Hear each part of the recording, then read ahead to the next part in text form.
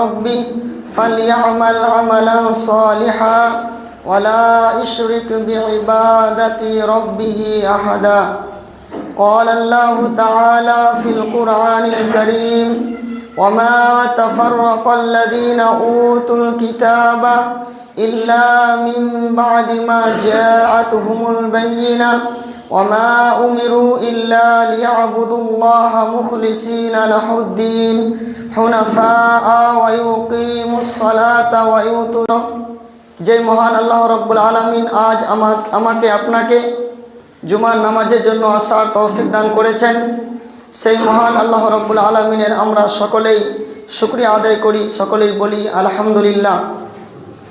অতঃপর দরুদ ও সালাম বর্ষিত হোক আমাদের শেষ নবী মুহাম্মদুর রাসূলুল্লাহ সাল্লাল্লাহু তাআলা আলাইহি ওয়াসাল্লামের ওপর। আল্লাহুম্মা সাল্লি আলাইহি আল্লাহুম্মা বারিক আলাইহি আল্লাহুম্মা আমিন। সম্মানিত উপস্থিতি, আমরা জাহান্নামের বিষয়ে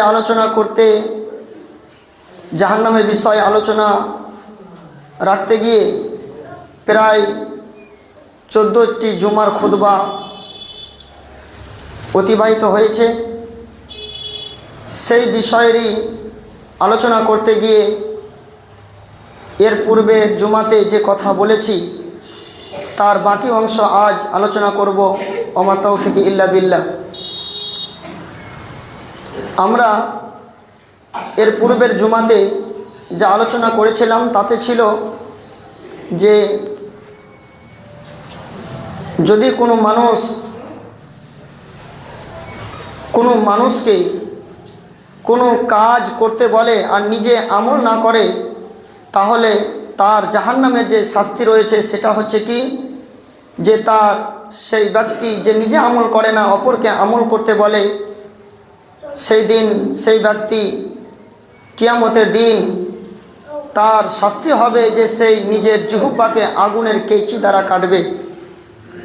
তার পূর্বে আলোচনা করেছিলাম যে যদি আমরা মানুষকে দাওয়াত না দিই, যদি আমরা মানুষকে না বুঝাই, যেটুকু আমাদের জ্ঞান আছে সেটুকু যদি আমরা মানুষের কাছে না পৌঁছাই, যদি চুপচাপ হাত গুটিয়ে বসে থাকি, তাহলে এর শাস্তি হবে যে আল্লাহ রাসূল সাল্লাল্লাহু আলাইহি সাল্লাম তিনি দেখেছেন স্বপ্নের মাধ্যমে যে একজন মানুষকে মরুভূমিতে তাকে শুয়ে রাখা হয়েছে এবং তার মাথাকে পাথর দিয়ে চূর্ণ বিচূর্ণ করা হচ্ছে। আমরা এই দুটি কথা আমরা এর পূর্বে জেনেছি। তাই এক, যে আমরা যা শুনবো যা শিখবো তা মানুষের কাছে পৌঁছাবো। তারপরে জুমাতে আলোচনা করেছিলাম তার বিপরীত, যে না, আপনি মানুষকে খবরদার কোনো মানুষকে কোনো কথা আপনি বলতে পাকে আবার আমি সিধাতে নিয়ে আসবো, এর জন্য আপনাকে খুব ধ্যান দিয়ে শুনতে হবে। আজকে আমি বলছি জুমার খুতবাতে যে নামাজ পড়েও জাহান্নাম যেতে হবে, দান করবেন তো জাহান্নাম যেতে হবে, মানুষকে ভালো কাজের আদেশ দিবেন তবুও জাহান্নামে যেতে হবে, আপনি রোজা করবেন তবুও জাহান্নামে যেতে হবে। আজকের এই কথা যেটা আমি বললাম, যে বাক্য বার করলাম, এটা শুনে কেমন মনে হচ্ছে না? এ আমার কেমন কথা বলছেন যে নামাজ পড়তে গেলেও জাহান্নামে যেতে হবে, রোজা রেখেও জাহান্নামে যেতে হবে, দান করেও জাহান্নামে যেতে হবে, হজ করেও জাহান্নামে যেতে হবে। এটা আমার আজীব কথা না? কেন জাহান্নামে যেতে হবে? এবারে এর উত্তর আপনাদেরকে আমি দিচ্ছি, খুব ধ্যান দিয়ে শোনেন এবং ভালো করে শোনেন। যে আমরা শুধু আমল করব, ইবাদত বান্দেগি করব, তো আমল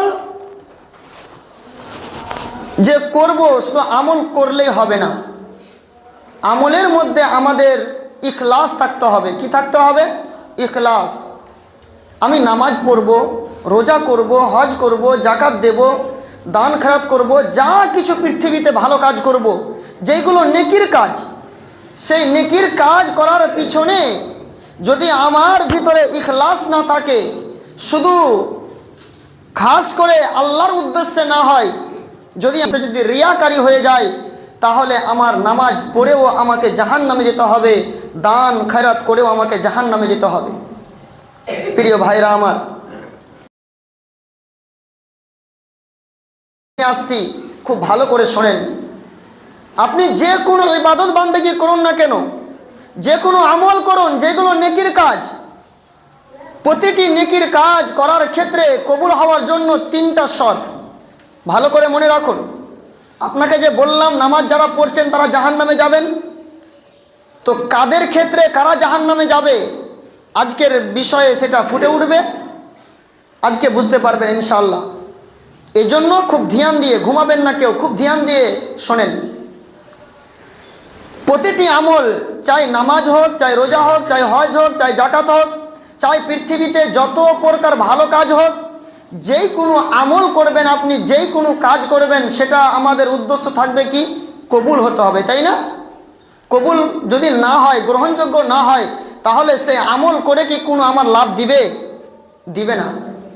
এর জন্য তাহলে আমি আমার আমল যাতে কবুল হয়, যাতে করে আমার আমলটা গ্রহণযোগ্য হয়, নেকির কাজটা গ্রহণযোগ্য হয়, তাহলে আমাকে কি করতে হবে? 3টা শর্ত এতে থাকতে হবে। নাম্বার 1, আল্লাহর উপরে ঈমান।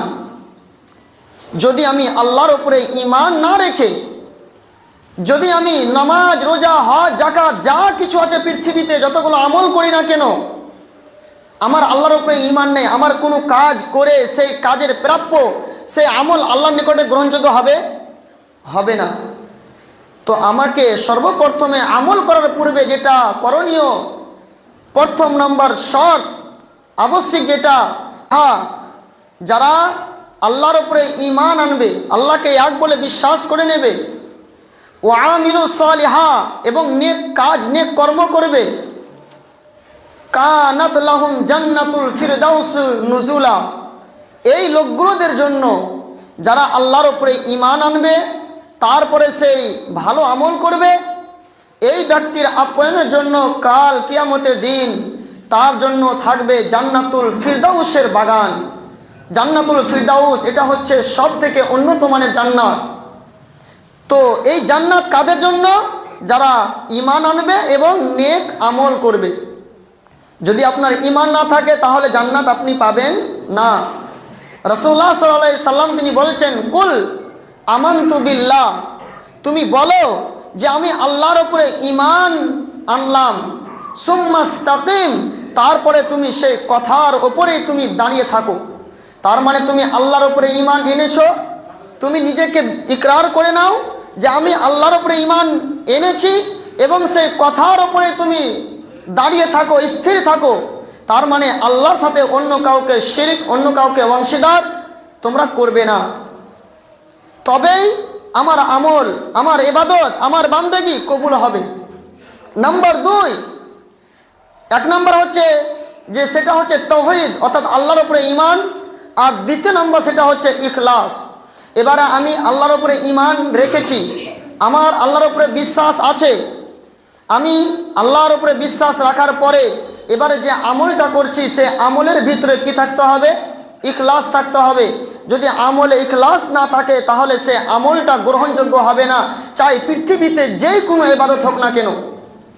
আল্লাহ রাব্বুল আলামিন আহলে কিতাবদেরকে খেতাব করে বলছেন, ইহুদি নাসারাদেরকে এবং মূর্তি পূজকদেরকে আল্লাহ রাব্বুল আলামিন খেতাব করে সূরা বাইনাতে বলছেন, ওমা তাফাররাকাল্লাযীনা উতুল কিতাবা ইল্লা মিন বাদি মা জাআতুহুমুল বাইয়িনা, ওমা তাফাররাকাল্লাযীনা উতুল কিতাবা ইল্লা মিন বাদি মা জাআতুহুমুল বাইয়িনা, তাদের কাছে নির্দিষ্ট, তাদের কাছে স্পষ্ট দলিল আসার পরেও, স্পষ্ট কিতাব আসার পরেও তারা একে অপরে ছিন্ন বিচ্ছিন্ন হয়ে গেছিল, তারা আলাদা আলাদা আলাদা হয়ে গেছিল, এক একটা দলে তারা বিভক্ত হয়ে গেছিল।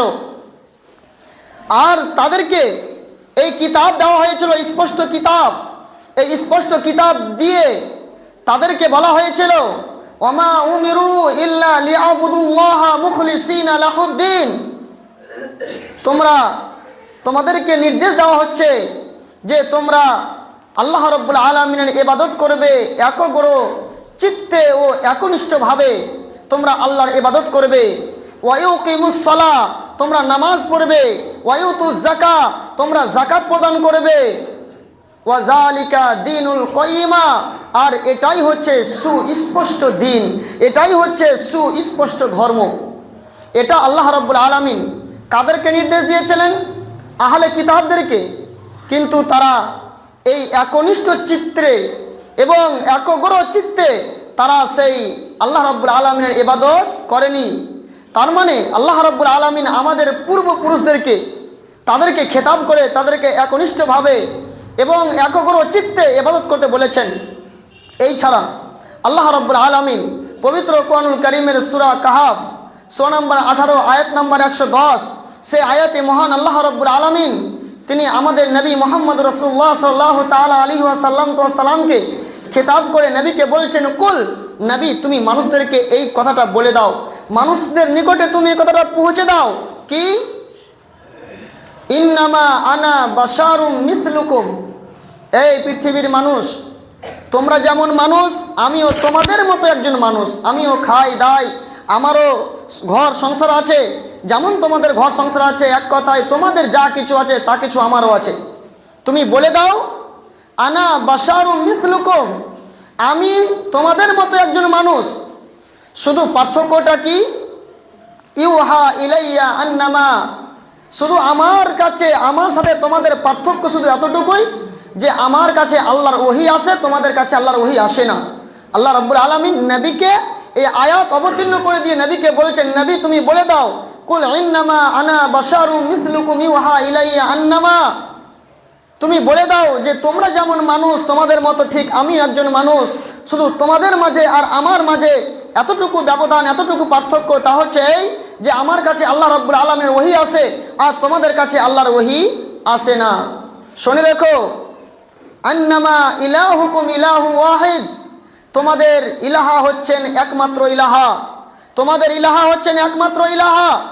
ফামান কানা ইয়ারজু লিকা রাব্বি ফালইআমাল আমালান সালিহা ওয়ালা ইশরিক বিইবাদাতি রাব্বিহি আহাদা, তোমাদের মধ্যে যারা আল্লাহ রাব্বুল আলামিনের সাক্ষাৎ করতে আশা রাখো যে আমি কাল কিয়ামতের দিন জান্নাতে যাওয়ার পরে আল্লাহর সাথে আমার দেখা হোক, আল্লাহর সাথে আমার সাক্ষাৎ হবে, ফামান কানা ইয়ারজু, যাদের যাদের তোমাদের এই আশা আছে, যারা তোমরা এই কামনা করো যে আমার সাথে যাতে আল্লাহর সাক্ষাৎ হয়, আল্লাহর দেখা হয়, আমালান সালিহা, তোমরা যে আমলটা করবে সে আমলটা ভালো আমল করবে, নেক আমল করবে, ওয়ালা ইশরিক বিইবাদাতি রাব্বিহি আহাদা, আর তুমি যে আমলটা করবে সেই আমলের সাথে সেই আমলে আল্লাহর সাথে অন্য কাউকে তুমি অংশীদার বানাবে না, আল্লাহর সাথে অন্য কাউরির জন্য তুমি এটা করবে না। তার মানে কি, যে তুমি নামাজ পড়ছো, এই নামাজটা শুধু কার জন্য হতে হবে?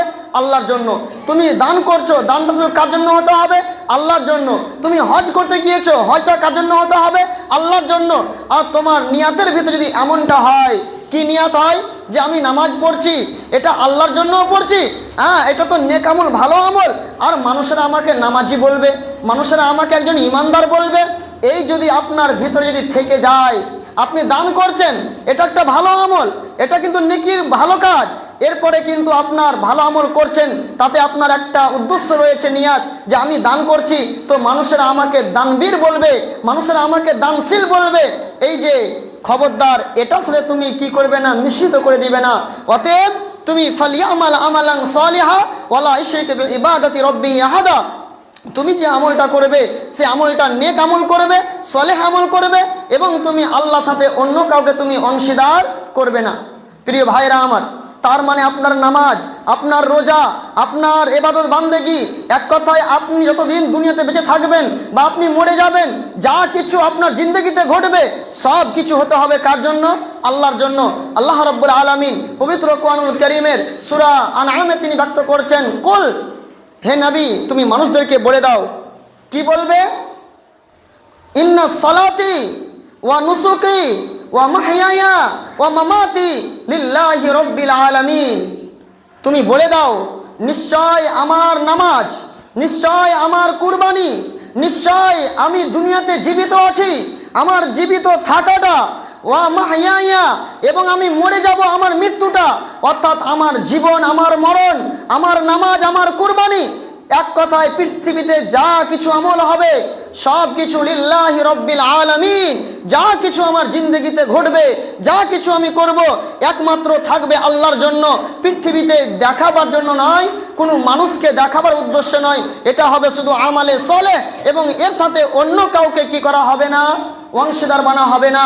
যে আমাকে মানুষ এই বলবে ওই বলবে, আমার সুনাম হবে। বলে দাও, নিশ্চয় আমার নামাজ, নিশ্চয় আমার কুরবানি, নিশ্চয় আমার জীবিত থাকাটা, নিশ্চয় আমার মরে যাওয়াটা লিল্লাহি রাব্বিল আলামিন। যা কিছু জীবনে ঘটবে, যা হবে, সব কিছু আল্লাহর ওয়াস্তে হবে, আল্লাহ ছাড়া আর অন্য কোনো উদ্দেশ্য হবে না।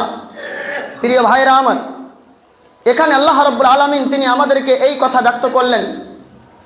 এই ছাড়া এবার যদি আমার ইবাদত বান্দেগি, পৃথিবীতে আমি অনেক ভালো কাজ করি, ভালো আমল করি, চাই নামাজ, রোজা, হজ, যাকাত, দান করা, যা কিছু আছে, যতগুলো আমি ভালো আমল করি, ভালো কাজ করি, এই কাজের ভিতরে আমি নেকি পাবো যদি আমার আমাল ইখলাস শুধু আল্লাহর জন্য হয়। তবে এই মর্মে রাসূলুল্লাহ সাল্লাল্লাহু তাআলা আলাইহি ওয়াসাল্লাম তিনি বলেছেন, ইন্নামাল আমালু বিন্নিয়াত ওয়া ইন্নামা লিকুল্লি ইমরিইন মা নাওয়া। প্রত্যেকটা কাজ নির্ভর করে নিয়াতের ওপরে। তুমি নামাজ পড়ছো, তোমার নিয়াতটা কি? তুমি নামাজ পড়ছো এটাকে শুধু আল্লাহর জন্য? যদি আল্লাহর জন্য হয় তাহলে ঠিক আছে।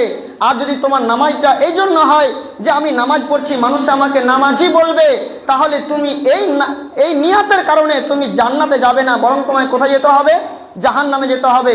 তুমি দান করছো, এটা হতে হবে কার জন্য? লিল্লাহি রাব্বিল আলামিন, আল্লাহর জন্য। যদি নিয়াতে শুধু এতটুকু হয়ে যায় যে আমি দান করছি, মানুষেরা আমাকে দানশীল বলবে, তাহলে আপনি দান করে কোথায় যাবেন? জাহান্নামে যাবেন।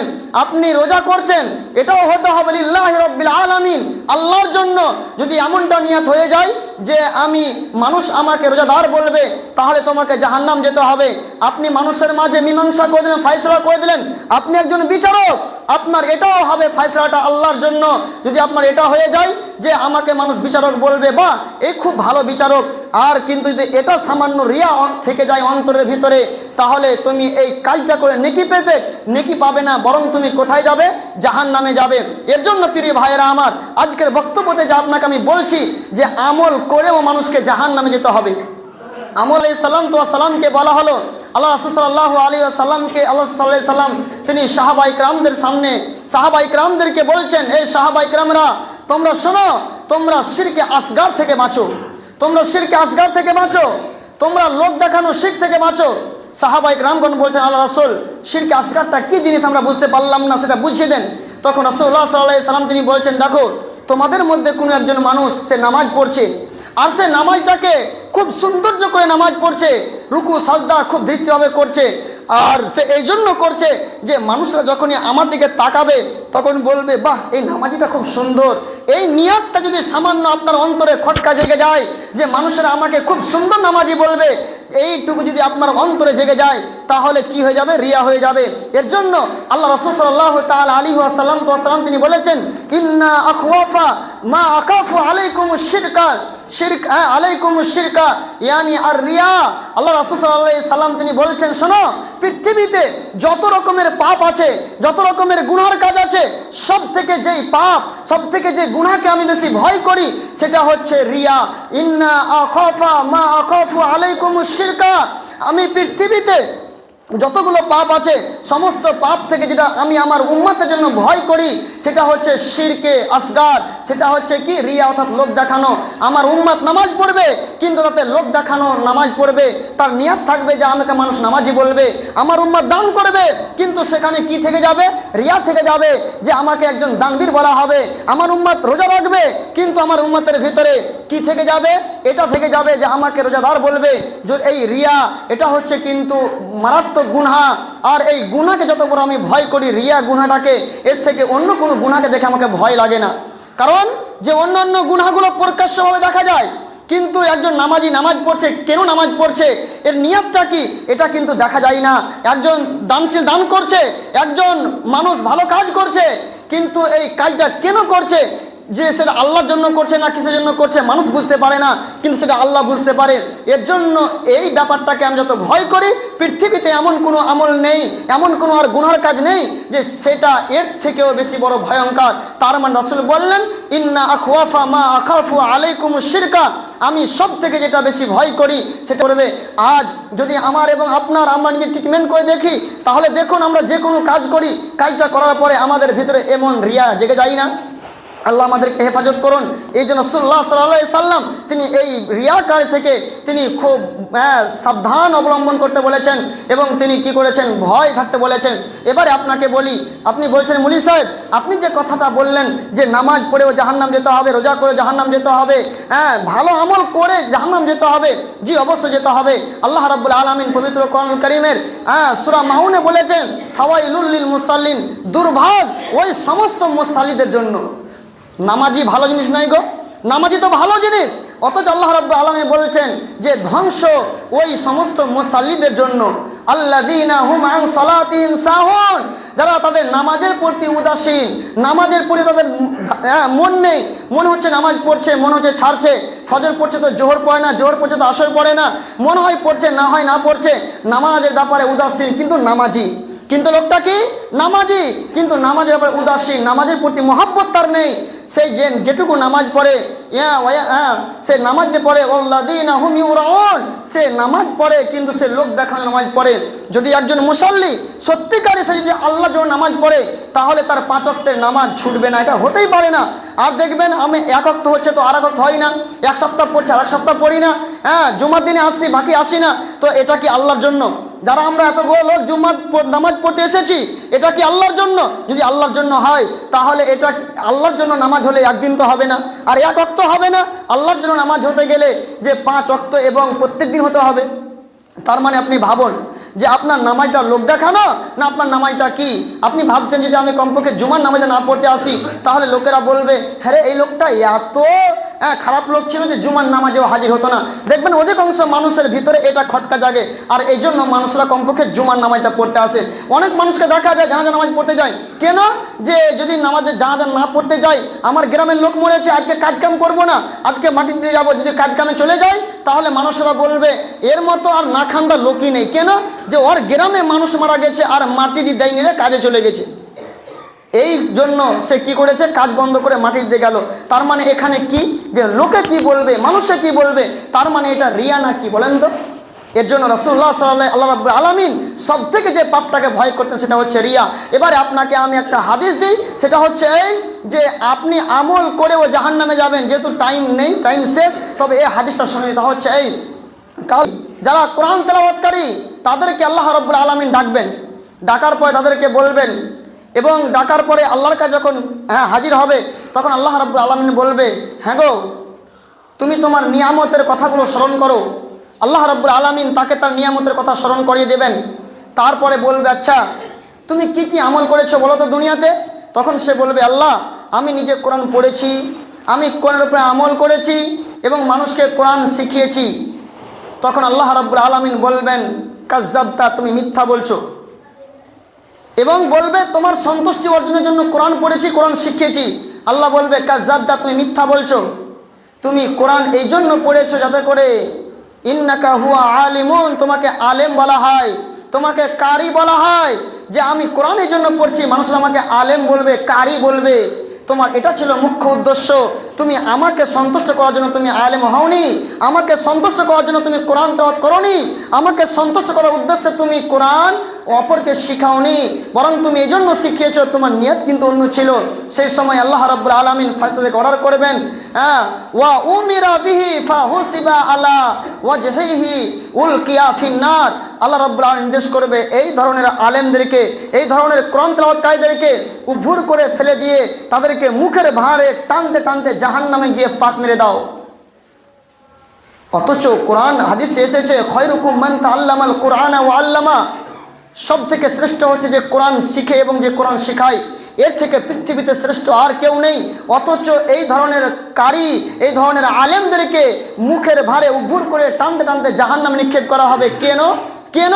তার নিয়াতে শুধু গোলমাল ছিল। কি গোলমাল ছিল? কাজটা কিন্তু ভালো ছিল, কিন্তু একটু পার্থক্য ছিল যে মানুষ আমাকে আলেম বলবে, মানুষ আমাকে কারি বলবে, আমার গলার আওয়াজ কত সুন্দর এটা বলবে, এই নিয়াতের কারণে জাহান্নামে যেতে হবে। নাম্বার 2, আল্লাহ রাব্বুল আলামিন এক প্রকার মানুষকে আল্লাহর কাছে নিয়ে আসা হবে, তারা হবে কি দানশীল, তারা অনেক দান করেছে। আল্লাহ রাব্বুল আলামিন তাদের দানের নিয়ামতগুলো স্মরণ করিয়ে দেবেন। তারপরে বলা হবে আচ্ছা বলো তুমি দুনিয়াতে কি কি আমল করেছো? তখন বলবে আল্লাহ তুমি আমাকে অনেক মালধন দিয়েছিলে, টাকা পয়সা, জমি জায়গা, অনেক সম্পদ দিয়েছিলে, আমি তোমার সেই সম্পদগুলোকে তুমি যাতে খুশি হবে সেই জায়গাতে আমি তোমার টাকা পয়সাগুলো খরচ করেছি। মাদ্রাসা, মসজিদ, ইয়েতিম, অসহায়, গরিব, ফকির, আমি কোনো জায়গা একটা বাকি রাখিনি, সব জায়গাতে আমি আমার মালকে দান করে শেষ করেছি। আল্লাহ বলবে কাজ্জাবতা, তুমি মিথ্যা বলছো। তুমি এই জন্য দান করেছো যাতে করে তোমাকে বলা হয় ইউ কলা লাহু জাওয়াদুন, যাতে করে তোমাকে একজন দানবীর বলা হয়। তোমার মনের ভিতরে কিন্তু একটা সামান্য কি ছিল? রিয়া ছিল, যে আমি ঠিক আছে কাজটা কিন্তু ভালো করেছো, কাজটা কিন্তু ভালো, কিন্তু তোমার একনিষ্ঠ একগ্র চিত্তে যে তুমি আমার জন্য করেছো, একদমই খালিস অন্তরে আমার জন্য করেছো, এমনটা করনি।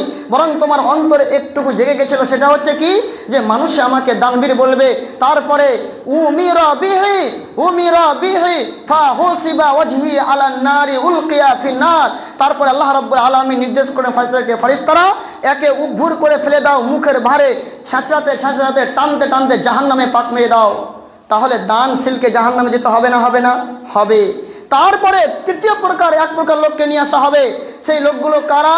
যারা আল্লাহর রাস্তায় জিহাদ করতে গিয়েছে, ইসলামকে টিকে রাখার জন্য জিহাদ করতে গিয়ে তারা শহীদ হয়ে মারা গেছে। ওই ধরনের ওই সমস্ত লোকদেরকে নিয়ে আসা হবে। তারপরে বলা হবে, হ্যাঁ গো, তুমি কি আমল করেছো? বলবে আল্লাহ তোমার সন্তুষ্টি অর্জন করার জন্য, তোমাকে রাজি করার জন্য, তোমার দিনকে দুনিয়াতে টিকে রাখার জন্য আমি শহীদ হয়েছি। যুদ্ধ করতে করতে গিয়ে আমি কি করেছি? কাতালতু, আমি মানুষের সাথে লড়াই করেছি। হাত্তা আস্তাশহিদু, এমনকি আমি শেষ পর্যন্ত আমি কি হয়েছি? শহীদ হয়ে গেছি। এটা তোমার সন্তুষ্টির জন্য, তোমাকে রাজি করার জন্য। আল্লাহ বলবেন কাজ্জাবতা, তুমি মিথ্যা বলছো না, তোমার এটা অন্তরে ছিল যে তুমি যদি লড়াই করতে গেলে মানুষে আমাকে একজন একদমই শক্তিশালী বলবে, বাহাদুর বলবে, মানুষ আমাকে বীর মুজাহিদ বলবে, এবং কি যে আমাকে একজন শহীদ বলবে।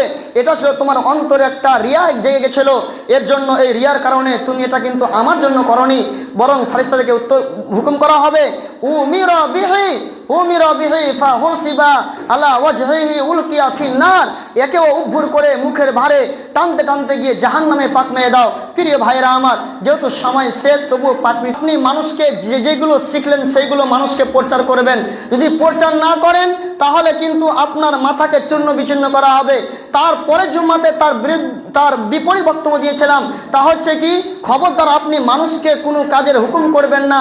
যেহেতু যদি করতে যান, মানুষকে ভালো কাজের কথা বলতে যান, তাহলে কাল কিয়ামতের দিন আপনি আপনার নিজের জিহ্বাকে আগুনের কাঁচি দিয়ে কাটবেন।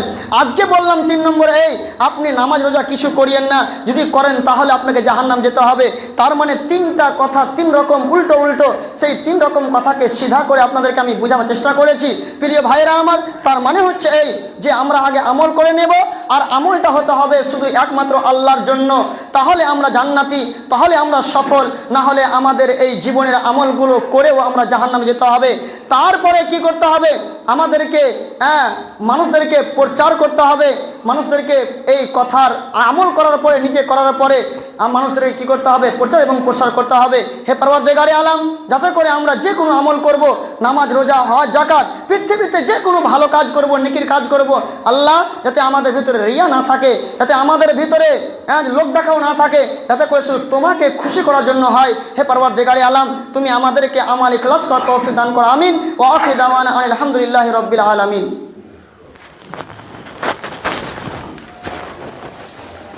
আলহামদুলিল্লাহি ওয়াহদাহু ওয়াসসালাতু ওয়াসসালামু আলা মান লা